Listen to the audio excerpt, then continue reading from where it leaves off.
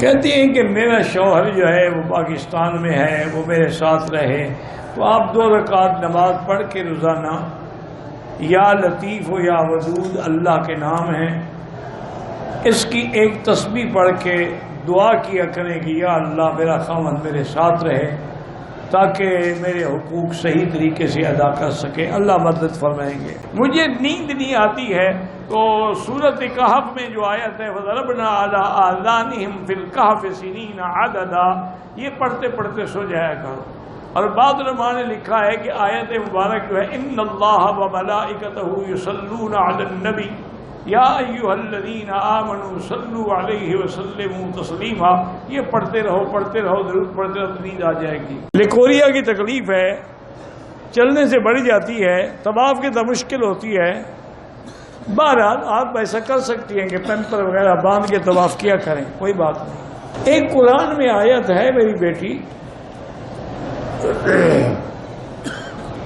قیل یا ارض ابلعی ماءک ویا سماء اقلعی وغیض الماء وقضی الامر، یہ آیت جو ہے 41 دفعہ پڑھ کے روزانہ اپنے زیر ناف ہاتھ پہ دم کر کے پھیرا کریں، انشاءاللہ لیکوریا ختم ہو جائے۔ بیٹا پیدا ہونے کے لیے اللہ کے قرآن میں یہ دعائیں ہیں، رب لا تذرنی فردا وانت خیر الوارثین۔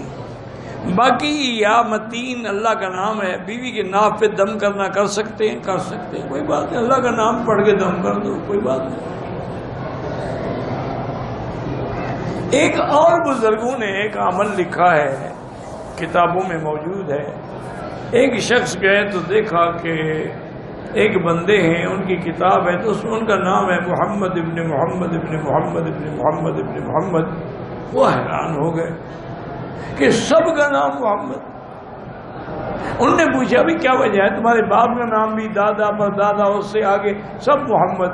انہوں نے کہا کہ ہمارے بزرگوں نے ایک منت مانی تھی کہ اگر اللہ ہمیں بیٹا دے گا تو اس کا نام محمد رکھیں گے، تو اب جو ہی بیٹا ہوتا ہے اس کا نام محمد رکھتے ہیں۔ 2 سال میں 2 بچے ضائع ہو گئے۔ اللہ تبارک و تعالی آپ کو اولاد اور صحیح اور طول العمر نصیب فرمائے۔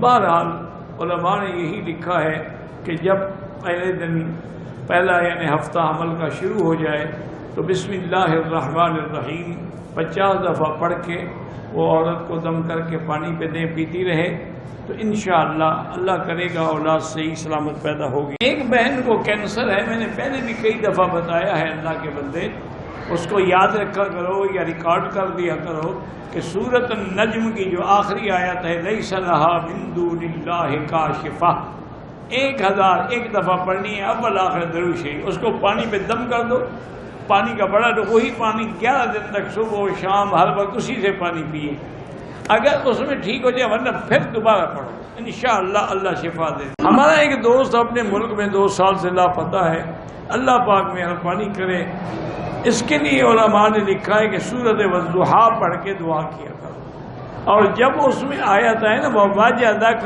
ضَالًّا فَهَدَىٰ تو اس کا تصور رکھو۔ میرا بیٹا سخت مشکلات میں ہے، سارے گھر والے پریشان ہیں، مشکلات سے نکلنے کے لیے سب سے بڑا وظیفہ ہے حسبنا اللہ ونعم الوکیل۔ یہ سارے گھر والے جو ہے نا روزانہ کم از کم 500 دفعہ پڑھا کریں، اللہ ہر مشکل سے نکال دیں۔ اب جنگ احد سے بڑی مشکل کب ہوگی؟ لیکن صحابہ نے کیا پڑھا؟ حسبنا اللہ ونعم الوکیل، فانقلبوا بنعمت من اللہ وفضل لم یمسسہم سوء۔ اسی طرح جب سیدنا ابراہیم الخلیل کو آگ میں ڈالا گیا انہوں نے بھی پڑھا حسبنا اللہ ونعم الوکیل۔ اسی طرح جب سیدنا ابراہیم نے اپنی بیوی اسماعیل کو ایک دودھ پیتے بچے کے ساتھ، اس وقت ایک جنگل تھا وادٍ غیر ذی زرع میں چھوڑا، تو بیوی نے بھی یہی کلمہ پڑھا حسبنا اللہ ونعم الوکیل۔ بی بی عائشہ بھی جب تہمت لگی اور ان کو پتہ لگا تو انہوں نے بھی یہی پڑھا حسبنا اللہ ونعم الوکیل۔ تو یہ تو بہت بڑا خزانہ ہے، شرط یہ ہے کہ کوئی پڑھنے والا ہو اور یقین سے پڑھے۔